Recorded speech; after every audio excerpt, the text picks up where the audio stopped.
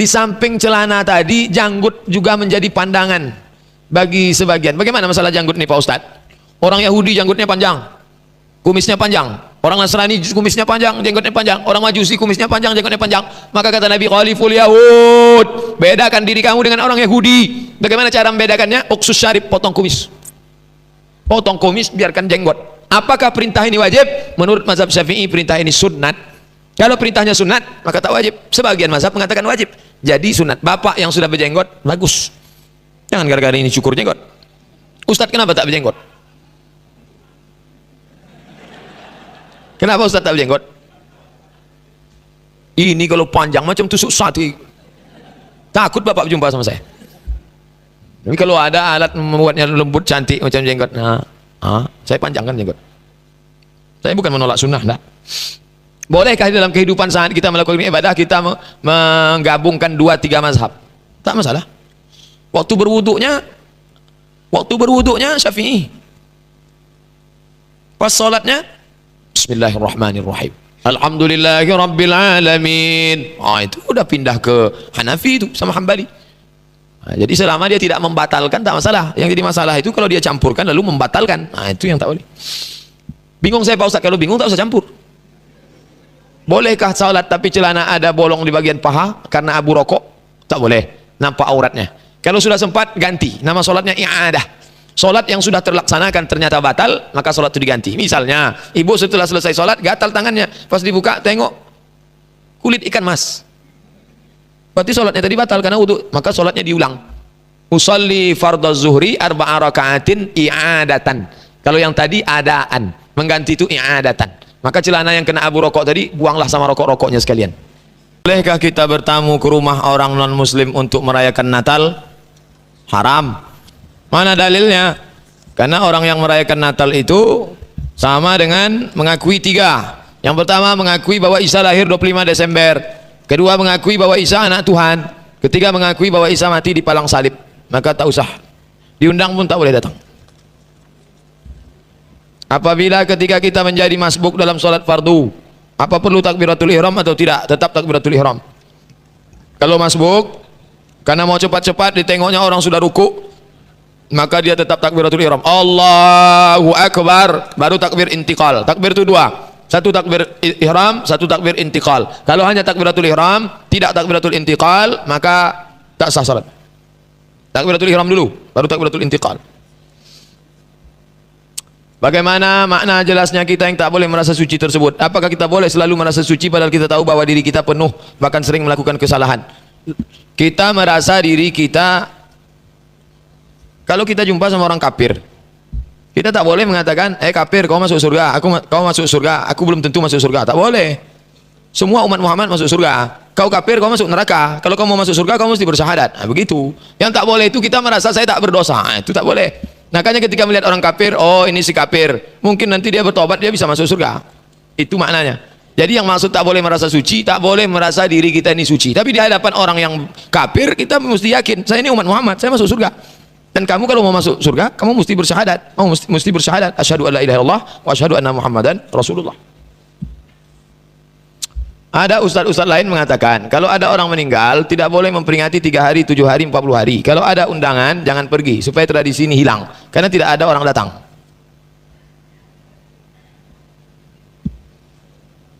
Tradisi 7 hari itu dibuat oleh namanya Atha. Atha itu tabi'in. Nabi, sahabat, tabi'in. Tabi'in itu salaf. Jadi tradisi 7 hari itu tradisi salafus saleh. Kalau mau buat, ya buat aja. Sedekah makanan, berkirim doa, zikir, tausiah. Jadi bukan tradisi nenek moyang, sakai, suku talang mama, orang Hindu, Buddha. Enggak. Itu tradisi salaf. Kalau mau buat, ya buat. Kalau tak buat, ya tak apa-apa. Tapi menjadikan tradisi sampai orang miskin ngutang beras, ngutang kacang hijau, itu tak betul. Bapak-bapak yang pengurus BSKM, Badan Sosial Kematian, maka kalau ada yang miskin susah, kasih tahu dia, kamu jangan ngutang. Nanti malam kami insya Allah bawakan kemari. Apa yang bapak bawa? Insya Allah aqua gelas adalah agak 2, 3. Jangan sampai orang tradisi sampai mengutang gara-gara itu. Aslinya kita bawakan makanan. Isna'u ta'aman li ali Ja'far. Bawakan makanan untuk keluarga Ja'far. Karena kematian Ja'far sudah membuat keluarganya susah. Jangan lagi kita datang membuat dia susah. Tapi kalau ada orang kaya mau sedekah makanan, bagus. Jangan sampai tak dimakan. Karena sedekah untuk orang mati sampai.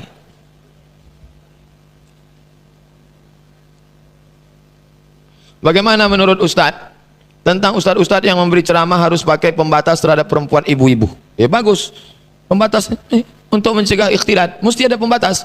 Kalau tidak mau pakai pembatas begini, cara susunnya lain, laki-laki di depan, perempuan di belakang. Pakai pembatas juga supaya perempuan laki-laki tak memandang. Bahkan di pesantren di Simpang Bingung ke sana, pesantren Al-Fadlah itu musolanya dibagi dua, musola laki-laki, musola perempuan. Saya tanya pimpinannya, ini kok musola bagi dua? Pernah kami satukan lain bunyi amin yang laki-laki itu Pak Ustaz? Waladhalin amin. Dia mau ngasih tahu ke yang belakang, abang sholat nih. Boleh, bagus pakai pembatas. Tapi kalau sudah pakai pembatas jangan pandang-mandang tertutup. Ustadz pun tak boleh selalu mandang sana. Maka dari tadi kalau ada ibu bilang, Ustadz kenapa tak terlalu mandang? Saya pernah acara di Al-Falah waktu membahas masalah Syiah. Itu kan in fokus layar yang sebelah kiri itu gelap, jadi saya selalu memandang ke kanan. Selesai acara masuk SMS, Ustadz tadi bagus acaranya, cuman Ustadz terlalu sering nengok perempuan daripada laki-laki. Aduh, padahal yang saya tengok itu layarnya karena yang bagus lah. Tak apa-apa, mungkin dia mau bercanda. Kapan saatnya kita memilih untuk mengikuti pendapat 5 mazhab? Atau haruskah kita mengikuti pendapat 1 mazhab? Yang mengatakan 5 mazhab dimasukkannya Ja'fari, hati-hati, ini propaganda Syiah. Mazhab itu cuma 4, Hanafi, Maliki, Syafi'i, Hambali. Yang memasukkan Ja'fari, Ja'far Shadiq orangnya alim, soleh. Yang jadi masalah bukan Ja'far Shadiqnya, periwayat-periwayat Syiah yang membuat kepalsuan kepada Ja'far Shadiq. Imam Ja'far Shadiqnya bagus. Mazhab 5 yang ditulis oleh orang Syiah itu, udah diterjemahkan bukunya warna. Itu tak betul. Imam Ja'far Shadiqnya bagus. Kasus Syiah ini sama dengan Kristen. Yesusnya bagus, tapi Paulus, Markus, Lukas, Yohanes yang memalsukan riwayat Yesus itu yang rusak. Imam Ja'far Shadiqnya bagus. Orang-orang Syiah yang membuat riwayat palsu dinisbatkannya ke Ja'far Shadiq, itu yang tak bagus. Jadi 4. Haruskah kita meyakini 1 mazhab saja? Kalau ada imam salat subuh dia, Bismillahirrahmanirrahim, Alhamdulillahi Rabbil Alamin. Saat itu dia sedang bermazhab Syafi'i, karena bismillah jahar itu Syafi'i. Pas bangkit dari rakaat kedua, Sami Allahu liman hamidah, Allahu Akbar, tak pakai kunut. Saat itu dia sedang Hambali. Dia tak tahu dia sudah mencampur 2 mazhab. Fatihahnya dia pakai Syafi'i, kunutnya dia pakai Hambali, karena Hambali tak pakai kunut subuh. Nah, jadi bolehkah mencampur? Selama tak membatalkan, sah. Tapi kalau mencampur yang membatalkan, tak sah. Surat An-Nur ayat 60, artinya wanita-wanita tua berhenti haid, tidak mengharapkan akan kawin lagi, maka mereka tidak berdosa menanggalkan pakaian dengan tak memperagakan perhiasannya, dan berlaku sopan adalah lebih baik bagi mereka. Apa yang dimaksud dengan pakaian luarnya? Maksudnya perempuan-perempuan yang sudah tua, yang kira-kira tak membuat orang bersyahwat, maka dia boleh membuka, tidak seketat perempuan yang biasa. Jadi tidak terlalu ketat. Kalau dia yang lain itu ketat sampai kemari, mungkin dia agak terbuka sedikit. Itu maknanya. Karena udah keriput, udah longgar udah. Orang pun menengok, tapi hati-hati, dunia ini udah mau kiamat. Banyak juga anak lajang bernafsu nengok nenek-nenek. Nama penyakitnya Oedipus kompleks. Justru dia bersahwat nengok nenek-nenek. Kau nampaknya anak gadis, dia cuek aja. Nampaknya nenek menitik air liur dia. Nah, jadi ibu-ibu tetap tutup aurat. Tapi kalau ibu di rumah mau nyiram bunga, tak perlu ibu sampai nyiram bunga, takut nengok, siapa nengok tangan saya ini. Itu maksudnya. Bagaimana hukuman bagi pemuda-pemuda yang melakukan zina dengan pacaran yang berlebihan? Apakah ada pula pacaran berlebihan? Apakah dicambuk 100 kali juga Pak Ustaz? Pacarnya belum sampai hubungan suami istri. La tattabi'u khutuwati syaitan. Jangan kau ikut langkah-langkah setan. Setan tak pernah ngajak berzina. Apa kata setan? SMS saja dulu. Jadikan aja friend dulu. Update status saja dulu. Langkah. Pertama, nazratun, pandangan. Habis pandangan, fasalamun, say hello. Yang kedua, fakalamun. Selanjutnya, famau'idun. Selanjutnya, faliqa'ud. Pandang, salam, ngomong, janji, ketemuan, terjadilah apa yang terjadi. 2-3 kali makan bakso, karaoke, selesai, tamat riwayat. Jangan mulai. Kalau memang betul mau serius, ta'aruf, kenal baik-baik, jujur apa adanya, kasih tahu dia, Dek, abang tak bisa membahagiakan kau dengan materi, tapi insya Allah akan kupinang kau dengan bismillah. Baik-baik, insya Allah. Kalau suka bilang, jangan sampai cinta dia awak kawin di orang. Bagaimana sikap seorang anak jika berbeda agama dengan orang tuanya sendiri? Selama di saat yang tanah perkumpulan keluarga, mau tak mau anak tersebut harus ikut. Wa in jahadaka la an tusyrika bima laysa laka bi ilmun. Kalau orang tuamu itu memaksamu untuk mempersekutukan aku, fala tuti'huma. Besok datang ke rumah ya, kita mau menyembah Yesus Kristus. Fala tuti'huma. Jangan kau patuhi bapak ibumu. Tapi ayat itu belum titik, masih koma. Ujungnya wasahibhuma fid dunya ma'rufa. Tetaplah bergaul dengan baik. Memutuskan hubungan? No. Bergaul dengan baik? Yes. Tetap jaga, jangan sampai merusak akidah. Pak Ustadz, bapak saya Kristen, saya mau datang Natalan. Jangan. Beberapa hari setelah itu mau bawa ayam goreng? Boleh. Dikasihnya saya makanan? Jangan dimakan. Kuahnya aja Pak Ustadz? Jangan. Apakah ada dalil tentang orang yang menghitamkan kening? Simahum fi wujuhihim min atharis sujud. Tampaklah di wajah mereka bekas sujud. Yang dimaksud bekas sujud itu adalah perilakunya, perilaku orang yang sujud. Bahwa karena dia sering sujud, tahu-tahu keningnya hitam, ya tak apa-apa. Bapak ibu, bapak yang keningnya sudah hitam, jangan pula malu lalu ambil Rexona lalu. Oh, Rexona untuk ketiak. Diambilnya Nivea, dikena biar kuning. Tak perlu, biarkan aja. Yang tak boleh itu sengaja. Waktu sujud itu digosok-gosokkannya ke lantai. Itu yang tak boleh. Yang sudah hitam jangan malu diriak. Kamu riak nih. Enggak. Yang sudah hitam biarkan aja. Orang Mesir itu bukan hitam, kapalan malah. Karena orang Mesir itu selalu sujud di atas batu. Kalau dia kerja di warung, itu di batu-batu itu di Allah berkapalan. Tak apa-apa. Yang tak boleh itu sengaja. Wah, biar nampak orang sholat gosokkanlah. Dah gosok agak hitam, setiap ngobrol, ini gosok-gosok biar hitam. Tak boleh. Ustaz, jamaah sholat di masjid, saya sering perhatikan banyak yang berat bersalaman ke sebelah di dekatnya. Jamaah sebenarnya termasuk apa namanya? Sok suci, sok kaya, atau sok hebat? Suatu perbuatan dilandasi dua hal. Suatu perbuatan dilandasi dua hal. Yang pertama, karena keyakinan. Yang kedua, karena ketidaktahuan. Suatu perbuatan dilandasi dua hal. Pertama, keyakinan. Yang kedua, ketidaktahuan. Ketika dia tidak mau bersalaman setelah sholat, apakah dia berkeyakinan setelah sholat itu haram hukumnya bersalaman, atau dia memang tak tahu hukum salaman?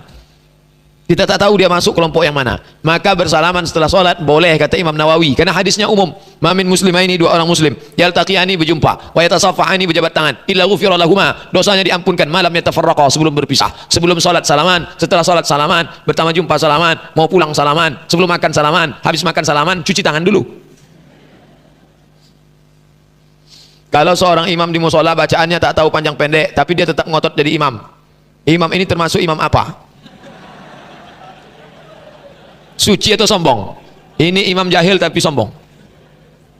Bagaimana caranya? Digulingkan dia kudeta tak berdarah. Berkumpullah semua tokoh masyarakat, alim ulama, RT RW, kumpul pembahasan kita. Bagaimana solat kita ini? Judulnya buat tablik akbar. Tablik akbar, solat kita mau dibawa kemana? Jadi judul itu jangan terlalu serius. Solat kita ini mau dibawa kemana? Sedangkan suami istrinya hamil aja tak berani dia menitipkan istrinya ke bidan beranak. Tak berani. Mesti diserahkannya bidan berijazah. Padahal yang rusak nyawanya hanya satu anak. Bagaimana solat bisa hancur semua? Kumpullah. Bagaimana nih? Kita angkat fit and proper test imam. Saya sedang flu. Saya juga. Air hidung selalu keluar. Maka dalam keadaan terpaksa saya sambil sapu tangan yang di dalam kantong baju untuk membersihkan air hidung yang ingin saya tanyakan. Satu, bagaimana solat saya ini Ustadz? Kira-kira berapa persen lah solat yang diterima? Boleh gerakan di luar solat. Gerakan di luar solat dibuat di dalam solat kalau darurat. Contoh, lewat ular. Uqtulul aswada ini, bunuhlah dua yang hitam di sholat walaupun kau sedang sholat. Nampak? Pukul. Tak pula sholat, Allahu Akbar, lewat ular, pukul sekali, larilah dia. Pukul dia sampai mati. Boleh. Begitu juga. Keluar dia, netes. Macam mana? Ambil sapu tangan. Keluar dia lagi, gitu kan lagi. Itu. Nah, boleh. Air ingus itu tak najis. Bahkan orang Mesir itu biasa nyimpan ingus di kantong. Sedang makan, simpan lagi. Saya terkejut. Apa-apaan itu kalau ke Mesir, nah, biasa. Dua, bagaimana hukumnya kalau kita jadi imam dalam keadaan terpaksa sekali harus menahan kentut atau buang air? Ada yang bisa ditahan. Hukum menahan kentut itu makruh. Kalau dilepaskan batal. Kalau bisa agak dia tahan, ditahanlah sampai selesai sholat. Kalau tak tertahan lagi, lepaskan aja. Kan ada imam cadangan di belakang. Jangan sampai begitu selesai sholat biru muka. Assalamualaikum warahmatullahi. Assalamualaikum warahmatullahi. Bukan astagfirullahaladzim. Hukum menahan kentut makruh. Hukum menahan kentut itu makruh. Jadi maknanya kita tajdidul wudu, tahan. Kalau ada berbisik-bisik di telinga, jangan kau batalkan solatmu sampai ada dua indikasi. Hatta tasma'a sautan, sampai kau dengar suara, atau tajidari'an, atau kau cium bau. Sampai kau dengar suara atau kau cium bau, baru kau keluar dari solat. Selama tak ada suara, tak ada tercium bau, jangan keluar. Itu bisikan setan. Sampai kau dengar suara atau kau cium bau. Karena ada tak bersuara tapi baunya luar biasa. Kira-kira 70 tahun yang lalu, dasuk saya bercerita bahwa tanda-tanda kiamat nanti ada sebagai berikut. 1. Perang saudara sesama Islam akan terjadi. 2. Dunia dalam keadaan kacau balau, Dajjal turun, yang kurang beriman ikut-ikutan. 3. Turun Imam Mahdi, barulah dunia akan tentram. 4. Zina dilakukan terang-terangan di pinggir jalan, hanya orang beriman saja yang tak mau melakukan. Yang ingin saya tanyakan, apakah betul yang diceritakan datuk saya tersebut? Betul, hadis sahih semuanya.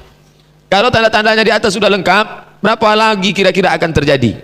Bukunya Asyratus Sa'ah, ada yang menyebut sampai dibaginya 2, tanda besar, tanda kecil.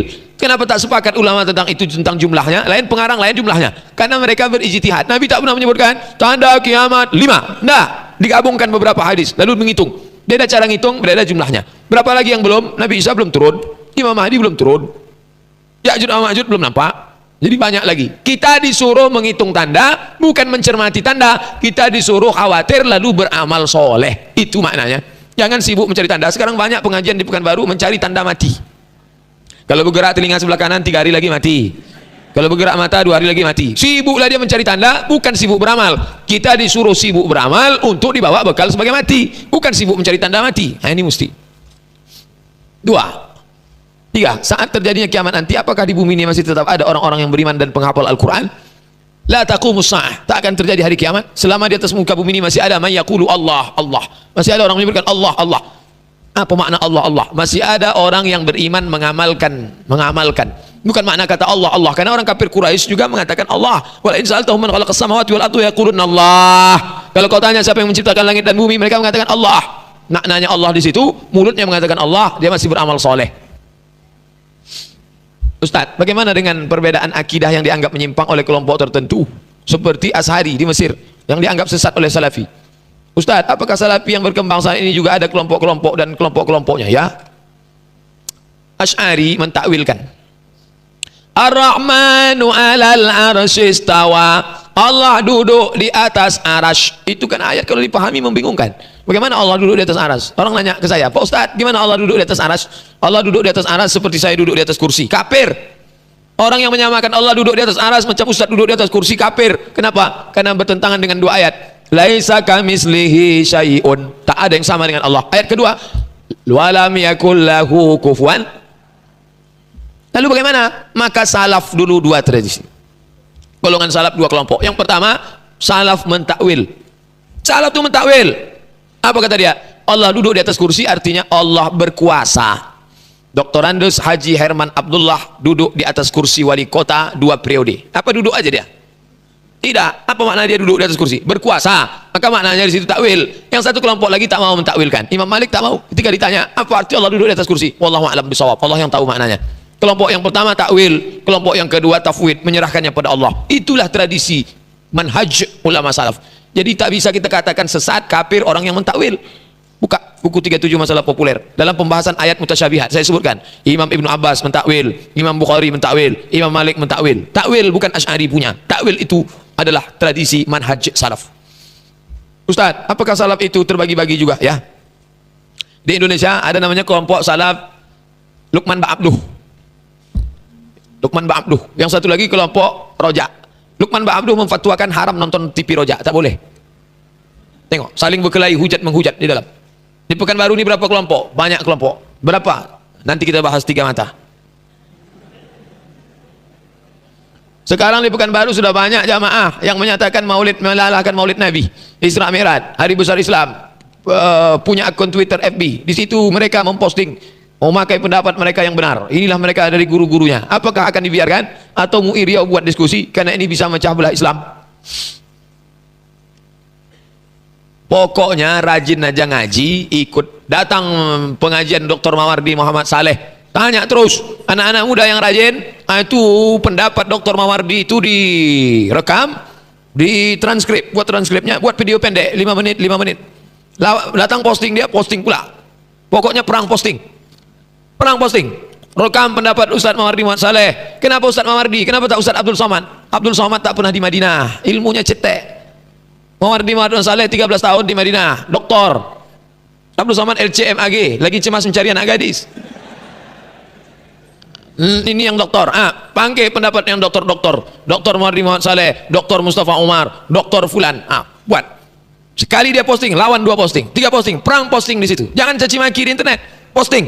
Posting ini, posting. Saya tengok anak remaja kita mulai rajin posting. Entah bacanya, entah tidak, Allahu a'lam. Yang penting dia posting. Saya mau tanya Ustaz, ada sebagian yang berpendapat kita perempuan belum mengenakan baju gamis berarti belum syar'i, meskipun sudah mengenakan rok dan baju beserta hijab sesuai syariat Islam. Modelnya atau menutup auratnya? Modelnya atau menutup aurat? Pernah Nabi, hai orang-orang beriman, pakailah gamis. Menutup aurat. Apapun modelnya, kalau menutup aurat, tertutup. Bagaimana menutup aurat? Hilang bentuknya, tidak transparan, tidak membangkitkan syahwat. Apapun modelnya. Kimono itu kalau yang asli pakai Jepang. Baju Cina, coba tengok kaisar-kaisar Cina yang lama macam pakai kelambu. Itu hilang bentuknya. Baju kimono, baju. Jadi Islam itu tidak menghilangkan budaya. Baju kurung Melayu itu, tapi baju kurung yang betul, jangan yang tengahnya diikat pakai kabel. Itu maka tidak ada model yang jelas, asalkan menutup aurat, tak nampak, jilbabnya panjang, bajunya tak mesti gamis jubah, asalkan menutup aurat. Ustaz Abdul Somad, sehubungan dengan tema siang ini saya teringat pada suatu penyakit yang pernah disinggung Nabi, yaitu penyakit ain. Namun saya belum memahami apa itu penyakit ain. Ada penyebabnya, seperti apa penyakitnya dan bagaimana penyembuhannya. Apakah ain sama dengan sihir? Apakah ain juga hasil kiriman orang lain? Ain itu sihir. Ain berasal dari kata mata. Kenapa? Karena awalnya ain itu ketika ditengoknya pecah-pecah, masuk jin ke matanya, lalu dia merasa punya kekuatan. Itu asal muasalnya ain. Maka kemudian ini nisbat pada perbuatan jin. Cara menghilangkan jin itu ruqyah. Maka pergilah kuliah ke Masjid Al-Falah, ada namanya di situ Ustaz Zafrullah. Dulu di Ittihad Rumbai, sekarang di Al-Falah. Nanti dibacakannya ruqyah, bawa botol aqua, didoakannya air, ruqyah, jinnya keluar. Kalau ada yang bisa menengok setan atau bisa dia menengok tiba-tiba pecah, itu bukan kekuatan dia, jin masuk. Maka jin itu dibuang. Saya sudah baca ayat kursi tapi jinnya tak keluar. Sesama jin tak boleh saling mengusir. Mungkin perbuatan kita 11-12 saja sama jin tuh. Jadi jin itu pun tak mau keluar. Masa jin ngusir jin, kata dia. Kebetulan Ustadz itu orangnya soleh, ibadahnya banyak. Jadi ada namanya Syekh Abdul Salam Bali, menulis kitab As-Sarimul Battar, diterjemahkan oleh adik Dr. Mustafa Umar, Ustadz Masyhuri Umar. Syekh Abdul Salam Bali itu tak perlu dia baca ayat. Kalau ada orang kerasukan di situ, dia batuk aja, sini jinnya keluar. Keluar jin. Begitulah hebatnya dia. Apa indikator sombong? Karena ada beberapa orang mengatakan justru yang tidak mendekkan celana itulah yang dianggap sombong. Sombong itu apa? Sombong itu 2. Yang pertama, ghamtun batarul haq, menolak kebenaran. Batarul haq, menolak kebenaran, itu sombong. Ada orang minum tangan kiri, makan tangan kiri. Kata Nabi, kenapa kau tak makan pakai tangan kanan? Aku tak bisa tangan kanan, padahal bisa, tapi dia menolak kebenaran. Menolak kebenaran itu sombong. Yang kedua, ghamtun nas, menyepelekan orang. Ada orang ramah sopan tapi menolak kebenaran, dia sombong. Kau tak ke masjid? Aduh bapak aja lah dulu, saya tak mau ke masjid. Tapi muamalahnya baik, itu sombong. Sombong 2 jenis. Sombong pertama, menolak kebenaran. Sombong kedua, menyepelekan orang. Sekarang banyak orang dua-duanya.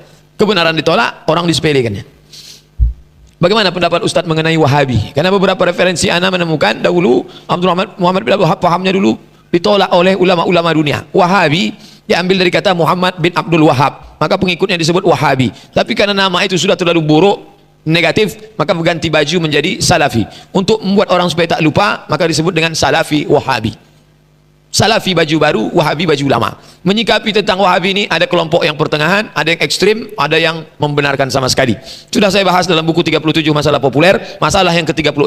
Masalah 37 Syiah, masalah 36 Salaf dan Salafi.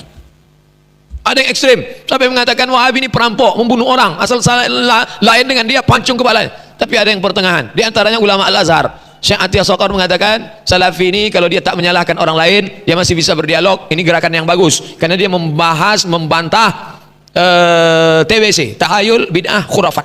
Bagus. Ada posting yang sangat bagus, saya bacakan. Ada postingan yang sangat bagus dari seorang Salafi, tapi sama saya sangat baik.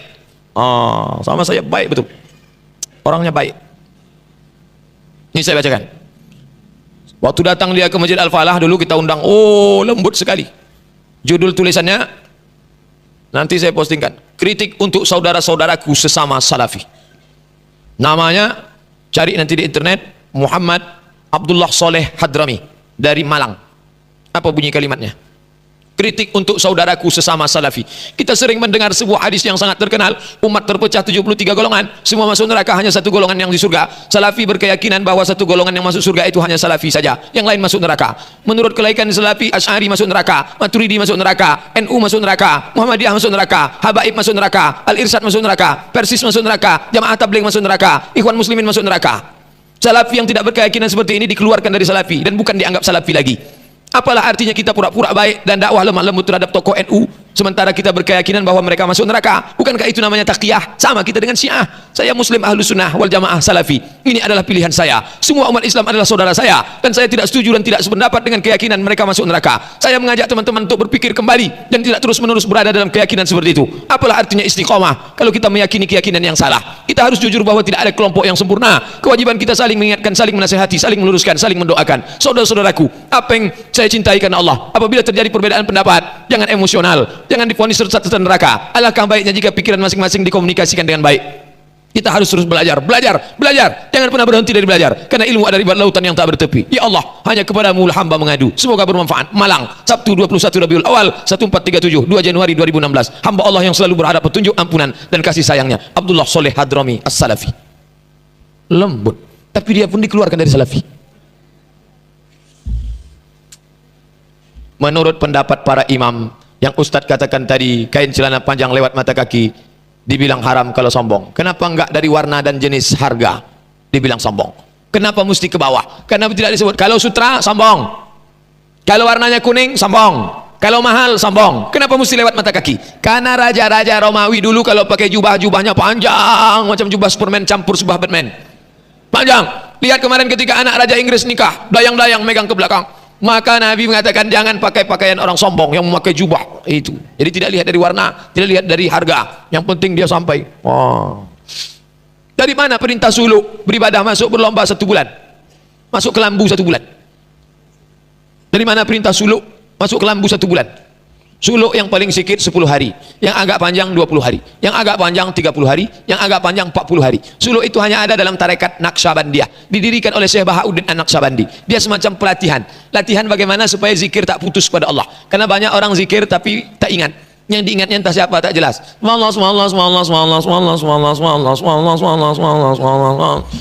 Siapa yang diingat itu? Maka latihan mengingat. Maka suluk itu sama seperti mengingat. Kenapa tak boleh makan daging? Kenapa tak boleh? Karena kalau dia makan daging, libido seksualnya naik. Maka dia makan telur ayam, makan ikan supaya saat libidonya. Itu namanya riyadhah, latihan. Sama macam orang puasa. Bukan seluruh hidupnya tak boleh makan daging, vegetarian. Hanya saat pelatihan itu saja.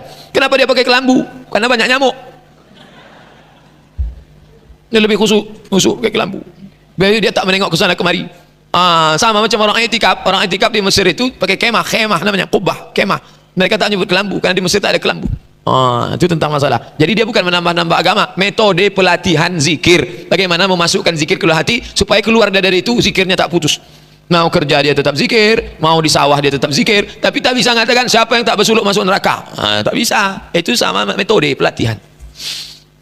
Bolehkah kita minta diruqyah? Karena dalam hadis disebut 70.000 umatku masuk surga, la yastarqun, tak minta ruqyah. Baca syarahnya. Yang tak masuk surga itu kalau dia meyakini gara-gara ruqyah inilah. Itu yang tak masuk surga. Gara-gara ruqyah inilah saya selamat. Selamat itu gara-gara Allah. Ruqyah itu hanya usaha. Kalau ibu minta ruqyah, tapi keyakinannya bukan karena ruqyah, karena Allah, tetap masuk dalam golongan yang tak dihisab. Jangan takut minta ruqyah. Pergi ke Ustaz Zafrullah, minta supaya diruqyah. Abu Bakar Al-Baghdadi mengajak untuk ikut jihad, mengatakan demokrasi syirik. Siapa yang mengatakan hidupnya tak membaiat pada sang khalifah maka dia mati jahiliyah. Bagaimana pendapat Islam sebenarnya Pak Ustadz? Mohon pencerahan.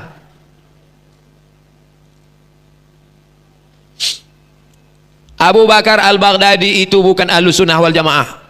Apa dalilnya? 3. Yang pertama, dia mengangkat dirinya sebagai khalifah, sedangkan Abu Bakar Siddiq diangkat orang lain. Yang kedua, dia mengkafirkan yang tak berbaiat. Siapa yang tak berbaiat Abu Bakar Al-Baghdadi kafir. Yang ketiga, cara membunuhnya bukan cara membunuh Islam, tapi cara-cara Guantanamo. Nampak betul mereka ini lama dilatih di Amerika.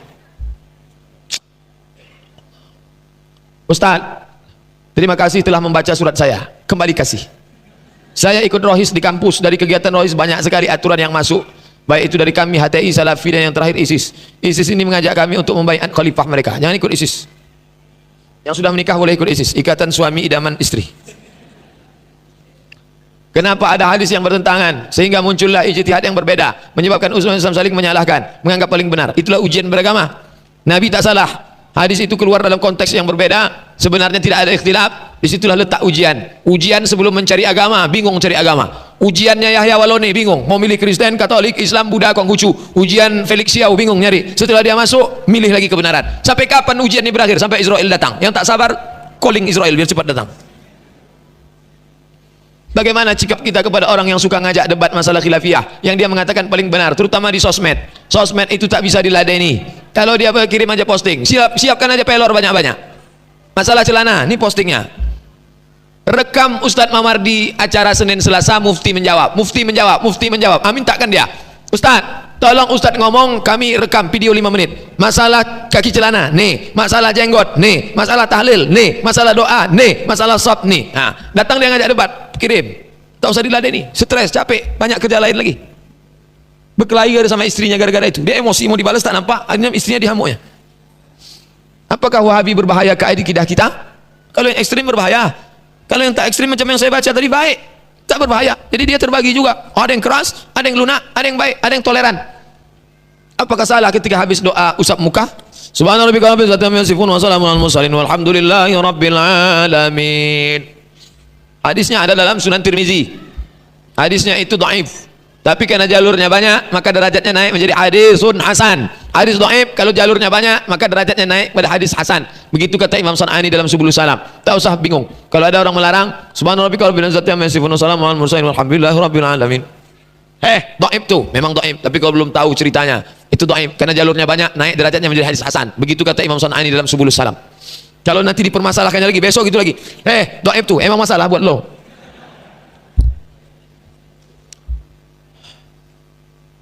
Jadi kalau jadi itu setelah jadi Islam seperti apa yang harus kita ikuti jika dewasa ini kita dihadapkan dengan perpecahan akidah?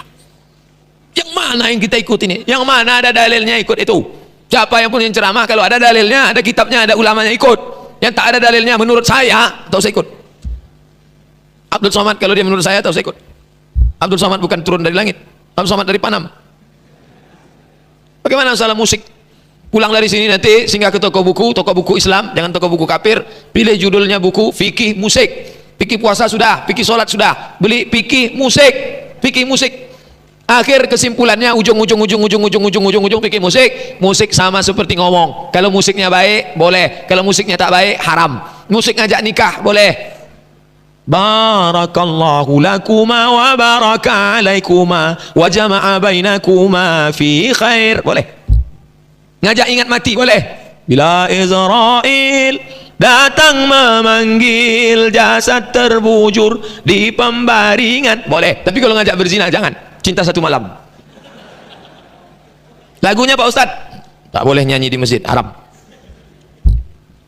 Ustadz, apakah Wahabi itu Salafi juga? Baju lamanya Wahabi, baju barunya Salafi. Pakaikan dua-duanya, Salafi Wahabi. Ustadz, jika kita mengikuti Imam Syafi'i, maka batal wudhu kita ketika bersentuhan kulit dengan lawan jenis. Lalu bagaimana ketika dalam mengerjakan ibadah haji seperti tawaf, berdesak-desakan, lalu bersentuhan kulit dengan lawan jenis? Bukankah akan menyulitkan jika harus seperti mengambil wudhu, menjaga wudhu, bla. Ibu biasa megang mazhab Syafi'i, mau umrah, takut bersentuhan batal. Gimana solusinya? Dua solusi. Solusi pertama, pakai wudhu mazhab Maliki. Gimana wudhu Maliki itu? Tangannya dibasahkan, nanti pas ngusap kepalanya, itu saja bedanya. Usap wajahnya sama, usap tangan, nyapu tangan sama, pas kepalanya satu kali basah tangan, habis itu kaki siram. Begitu cara wuduknya, nanti waktu bersentuhan tak batal. Itu solusi pertama. Solusi kedua, tetap wuduk mazhab Syafi'i. Nanti waktu bersentuhan tak batal. Kenapa tak batal? Karena darurat. Mazhab Syafi'i pun kalau darurat tak batal, karena tak mungkin tak terpisahkan. Ini dia. Ini tentang masalah. Pilihlah dua, salah satu dari yang dua itu. Membaca Yasin di kuburan, apakah ini termasuk bid'ah? Kalau ada orang mati, jangan ditahan jenazahnya, kuburkan cepat-cepat. Kalau ada orang mati, jangan tahan jenazahnya, kuburkan cepat-cepat. Setelah dikuburkan, bacakanlah Al-Fatihah pada bagian kepala. Ini kepala, baca Al-Fatihah. Wal maghdubi alaihim waladhdallin. Amin. Pada bagian kaki, baca ujung Al-Baqarah. Lillahi ma fis samawati wa ma fil ardi wa in tubdu ma fi anfusikum sampai habis. Hadisnya apa ini? Hadisnya ada dalam kitab Al-Mu'jam Al-Kabir karya Imam At-Tabrani. Status hadisnya hadisun hasan. Inilah dalil boleh membacakan Quran untuk orang mati, baik di kuburan maupun di rumah. Sampai pahala bacaan itu sampai. Selama ini Bapak Ibu baca Yasin, ada tak Yasinnya balik lagi? Berarti sampai. Mengacu pada surat Al-Imran menjelaskan bahwa siapa saja yang mencari agama selain Allah maka dia merugi. Kenapa banyak orang yang menganut agama selain Islam? Padahal Al-Quran telah menjelaskan secara benar. Inilah kegagalan kita yang zaman sekarang ini. Dulu ulama masuk ke Sumatera, ulama masuk ke Jawa, Wali Songo ditinggalkannya pulau kecil. Jawa tinggalkannya kecil di ujung. Apa tuh? Bali. Kenapa Bali itu ditinggalkannya? Tak sanggup Wali Songo mengislamkan Bali. Sanggup. Supaya apa? Supaya orang Islam mengislamkan Bali. Sumatera Utara Islam, tapi ditinggalkannya Pulau Samosir kecil. Kenapa? Supaya orang mengislamkan Samosir. Riau Islam, kerajaan Islam, ditinggalkannya sikit titik. Telang Mama, telang pergi, suku Sakai, suku Akit, suku Laut. Itu tanggung jawab kita. Jadi orang kalau memahami dakwah ini, berdakwah. Abdul Somad tak pernah berdakwah. Ustadz terima kasih dakwahnya. Abdul Somad tak pernah berdakwah. Yang dimaksud berdakwah itu mengajak orang ke jalan Allah. Abdul Somad hanya ceramah. Orangnya sudah di jalan Allah, sudah di masjid baru diceramahi. Yang aslinya berdakwah itu datang ke suku Sakai, Talang Mama, telang pergi ngajak mesa. Ud'u ila sabili rabbik, ajak orang ke jalan Allah. Yang berdakwah itu saudara-saudara saya yang di terminal, yang berani nepuk tangan preman yang bertatu besar. Udah salat. Itu yang berdakwah itu. Setelah mereka masuk ke masjid, baru Abdul Somad ceramah. Assalamualaikum warahmatullahi wabarakatuh. Abdul Somad tak pernah mengajak orang ke jalan Allah. Dalam dunia pertelevisian telah banyak memaparkan film-film yang ternyata bukan film Islam, seperti film India, mengajarkan agama mereka, Buddha, Hindu. Lantas, apakah dengan adanya film tersebut akan mengganggu akidah kita? Pasti. Anaknya dirusak dengan Little Krishna, ibunya dirusak dengan Mahabharata. Jangan tonton, matikan, cari acara lain. Mohon 10 menit lagi kita cukupkan sesi tanya jawab, lalu kita tutup dengan doa. Masih tebal lagi. Baik, 10 menit ingatkan saya. Yang tak terjawab minta tolong saya titip bawakan nanti subuh Sabtu. Panjang umur, sehat walafiat. Pimpinan organisasi Islam terbesar sering menyampaikan hal-hal yang nyeleneh. Apakah masih dianggap sebagai seorang muslim? Tidak. Orang kalau sudah menyentuh-nyentuh kekafiran menghalalkan yang haram tak boleh. Kenapa dia masih bertahan di situ? Duitnya banyak. Dia disokong ini, disokong itu, segala macam. Duit mengatur.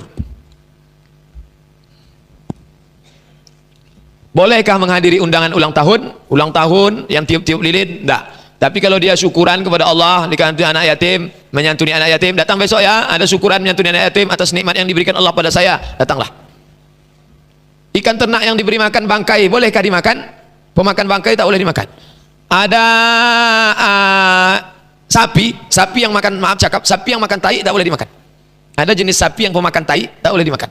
Maka binatang yang makan bangkai itu merusak, tak boleh dimakan. Sekali-sekali makan bangkai tak apa-apa. Dianggap bangkai itu sama macam orang makan jengkol, sekali-sekali tak apa-apa. Tapi kalau dia hobi terus makan bangkai, tak boleh. Dia termasuk kategori buas. Ketika sujud kaki dirapatkan, dibuka saja. Jadi berapat atau buka. Dalil, tinggal di masjid membawa kawan ketika waktu sholat, kawan memilih untuk sholat di tempat dia saja. Bagaimana hukum berhadapan terhadap diri sendiri? Dua pertanyaan. Waktu sujud itu kaki dirapatkan. Kenapa? Karena kalau kakinya renggang, dulu orang pakai jubah tak pakai celana. Saat jubahnya itu nampak pangkal ini, pangkal betis terus ke pangkal lutut. Itulah maka dirapatkan begitu. Maka bagi orang yang pakai celana, terbuka kakinya tak apa-apa. Tapi kalau dia pakai celana menutup juga, hadis Nabi apa? Nabi menyuruh tutup. Kenapa Nabi suruh tutup? Karena kalau dia buka, terbuka, nampak pangkal. Jadi ada gerakan sholat itu yang bersebab, ada sebabnya. Contoh, kenapa Nabi bangkit itu tangannya begini ke lantai? Setelah dia gemuk, waktu dia tua, dia bertumpu ke lantai. Waktu yang hadis yang diriwayatkan tidak bertumpu, itu termasuk perbedaan pendapat. Apakah bangkit itu bertumpu atau tak bertumpu? Yang bertumpu sah, yang tak bertumpu tak masalah. Karena Nabi pernah bertumpu ketika dia sudah tua, dan ketika di awal-awal di Madinah dia tak bertumpu. Ada sebabnya. Begitu juga dengan kaki. Dibuka, nampak pangkal paha. Ditutup, tak nampak. Ditutup, bagus. Tinggal di masjid, membawa kawan. Ketika waktu sholat, kawan milih untuk sholat di tempatnya. Bagaimana hukum terhadap diri saya? Jangan ajak kawan itu lagi. Itu lain mazhab kawan itu. Kalau bisa luruskan dia, ajak dia sholat. Kalau tidak, jangan lagi. Kamu merusak aja nih. Masa tinggal di masjid, dia sholat di kamar, atau di kos-kosan sholat dia, padahal masjid dekat. Kenapa dia tak datang ke masjid? Nabi mengatakan, la uharriqanna alaihim buyutahum, kubakar rumah mereka yang tak sholat. Udah. Ada lagi?